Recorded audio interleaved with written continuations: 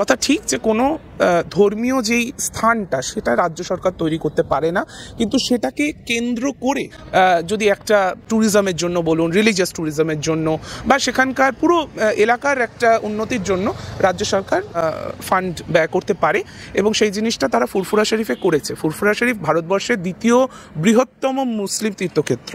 সেটা মানে বাম আমলে কি অবস্থায় ছিল এবং মুখ্যমন্ত্রী কোন জায়গায় নিয়ে গেছেন, কতগুলো সেখানে মানে ছেলেমেয়েদের পড়াশোনার জন্য জায়গা করেছেন, রাস্তাঘাট, আলো, সমস্ত কিছু দিয়ে ফুরফুরা শরীফকে যেভাবে তিনি সাজিয়েছেন সেটা একটা অনন্য নজির। একই রকমভাবে হিন্দুদেরও বিভিন্ন জায়গায়, যে আজকে আমরা দক্ষিণেশ্বরে দাঁড়িয়ে আছি, এই স্কাই ওয়াকটা এটা মমতা বন্দ্যোপাধ্যায় তৈরি করা, মন্দিরটা নিশ্চয়ই তার তৈরি করা নয়। তো একই রকমভাবে পুরো কালীঘাটেও হচ্ছে, কিছুদিনের মধ্যে ইনগ্রেশন হবে, দীঘাতেও ওটা একটা, যেহেতু ওখানে একটা রিসার্চ হবে, ওখানে বাংলা সংস্কৃতি সেটা নিয়ে একটা রিসার্চ হবে। তো সেই জিনিসটাকে কেন্দ্র করে রাজ্য সরকারের যেটা করণীয় তারা সেটা করছেন।